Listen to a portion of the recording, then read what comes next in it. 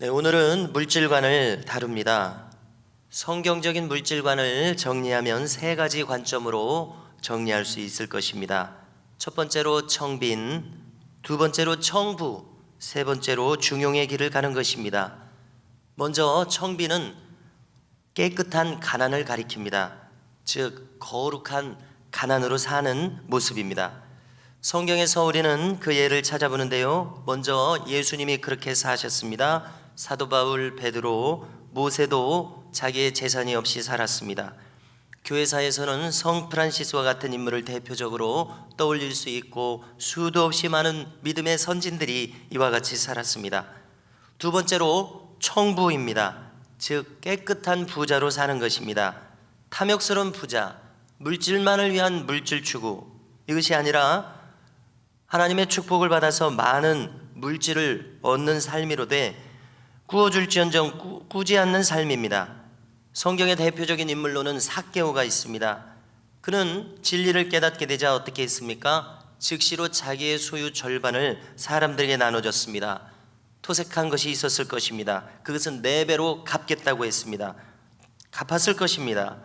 일전에 다룬 이세종 선생이 이 삭개오를 읽고 그대로 실행했던 것은 우리에게 큰 놀라움을 줬었습니다. 그래서 송덕비까지 마을 사람들이 세웠는데 이런 거 다 필요 없다고 그것을 넘어뜨려서 땅에 묻어버렸습니다. 또 성 프란시스도 그의 부친이 부유한 포목상이었습니다. 재산을 물려받자 전부 다 가난한 자들에게 나눠주었고 또 교회를 보수하는데 그것을 다 드렸습니다. 그리고 그는 탁발을 하면서 예수님만을 추구했습니다. 전도만 하면서 살았습니다. 그런가 하면은 이집트의 수도사의 아버지로 알려져 있는 베네딕트, 한문으로는 분도라고 하게 되더라고요. 자, 그는 설교를 들었을 때 나는 부자 관원처럼 하지 않겠다. 자기의 재산을 전부 다 가난한 사람들에게 나눠주고 모든 것을 버리고 오직 예수님만을 추구하는 삶을 살았습니다. 자발적으로 가난해졌습니다. 세 번째로 중용의 길도 있습니다. 잘 아시는 잠언 30장 7절 이하에서는 이렇게 기도합니다. 나를 가난하게도 마옵시고 부하게도 말게 하소서 기도합니다. 그래서 이 정신으로 사는 겁니다. 오직 필요한 양식만을 구하고 만족하는 삶이죠. 왜 그러냐면 내가 배불러서 하나님을 모른다, 여호와가 누구냐 할까 하오며 내가 또 가난하여 도둑질해서 하나님의 영광을 가릴까 두려워하는 중용을 추구하는 마음입니다. 이렇게 성경은 물질관을 하나만 말하지는 않습니다. 우리는 자신의 부르심대로 자기의 생에 주어진 대로 또 내가 추구한 대로 살아가면 될 것입니다. 다만 우리가 유의할 것은 사도 바울이 이야기한 것처럼 다만 저희들의 신은 자기 배요 이처럼 물질의 노예가 되어서는 안 된다는 것입니다. 물질 자체는 중립적인 것입니다. 그것은 선하지도 악하지도 않습니다. 그것은 수단일 뿐입니다. 그런데 그 수단을 우상이 되도록 그릇된 정신으로 살아가 버린다면 그의 영혼은 망하도록 되어 있다는 것입니다. 오직 우리가 섬길 분은 하나님이시지 피조물에 불과한 물질에 불과한 그것을 하나님으로 섬기는 삶은 어리석은 삶인데요, 이 세상에 수많은 사람들이 그 길을 가고 있기 때문에 얼마나 이것이 안타까운 모습입니까? 우리는 오직 예수, 이 마음이 아니면 물질관에 있어서도 우리의 영혼은 망할 수밖에 없다는 이것을 우리는 분명히 깨닫지 않으면 이 인생을, 이 신앙의 길을 이룰 수 없을 것으로 믿습니다. 빌립보서 3장 18절 이하 역시 잘 아시는 말씀입니다. 들어보십시오. 여러 사람들이 그리스도의 십자가의 원수로 행하느니라. 그들의 마침은 멸망이요 그들의 신은 배요 그 영광은 그들의 부끄러움에 있고 땅의 일을 생각하는 자라. 이렇게 수많은 사람들이 자기 배를 채우려는 생각만 하다가 망합니다. 땅의 것만을 추구하는 것이죠. 그러다가 망하는 것이죠. 이처럼 영원을 생각하지 않는 사람은 근시안적인 인생관만을 가지고 망할 수밖에 없는 것이 정해진 원리입니다. 또 잘 아실 디모데전서 6장 9절을 이하를 읽어드립니다. 부하려 하는 자들은 시험과 올무와 여러 가지 어리석고 해로운 욕심에 떨어진다고 합니다. 그래서 사람으로 파멸과 멸망에 빠지게 한다고 바울이 말합니다. 돈을 사랑하는 것이 일만하게 뿌리더라. 그래서 이것을 탐내는 자들이 미혹을 받아서 믿음에서 떠나서 많은 근심으로써 자기를 찔렀도다. 달리 표현한다면 스스로 자해하는 거죠. 영적인 자기학대입니다. 영적인 자해입니다. 자기도 모르는 사이에 이렇게 하고 있습니다. 깨닫는다면 이렇게 하지 않겠지요. 이렇게 성경은 물욕에 사로잡히는 것을 극히 경계하고 있습니다. 우리는 하나님의 축복을 받아서 물질을 얼마든지 추구해도 됩니다. 다만 관건은 그 물질을 어떻게 사용하고 가느냐입니다. 물질을 쌓기만 하고 아름답게 사용하지 못하고 사는 것도 지금 솔로몬이 말하는 것처럼 그처럼 헛된 일이 어디 있겠습니까?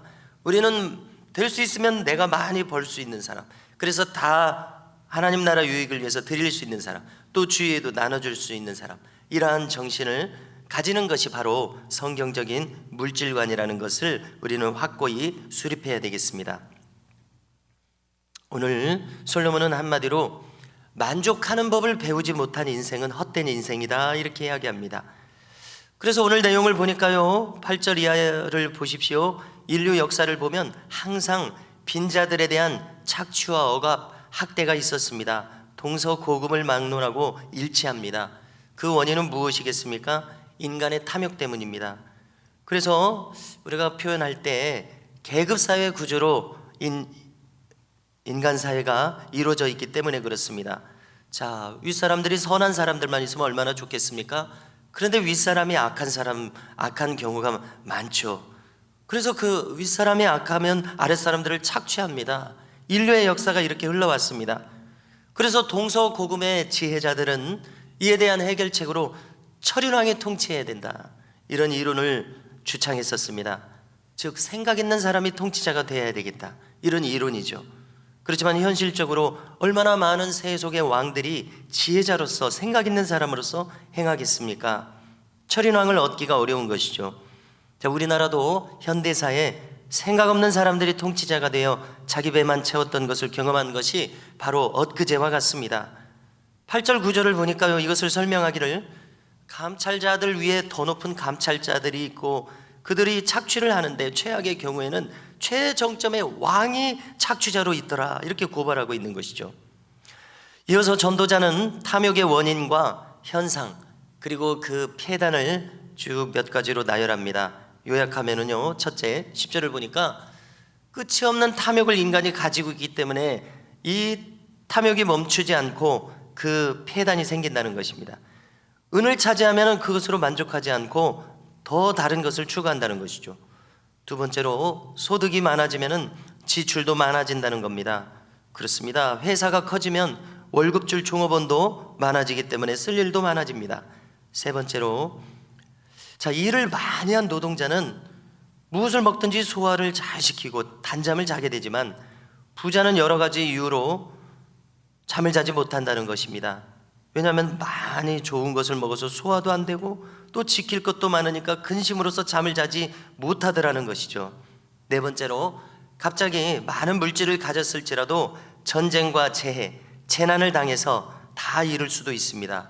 다섯 번째로 15절을 보니까 죽음 앞에서는 모두가 공술의 공수거더라는 것입니다. 또 여섯째로, 종합적으로 이것을 다 살펴보니까 사람들이 일평생 재물을 추구하느라고 때로 못 먹습니다, 근심합니다, 병 걸립니다, 또 분노한 일이 많았습니다. 이런 것밖에 남지 않는 모습이다, 이렇게 솔로몬이 정리합니다. 그렇다면 오늘 솔로몬의 결론은 무엇입니까? 13절처럼 재물이 해가 되게 살지 말아라. 얼마나 어리석은 일인가.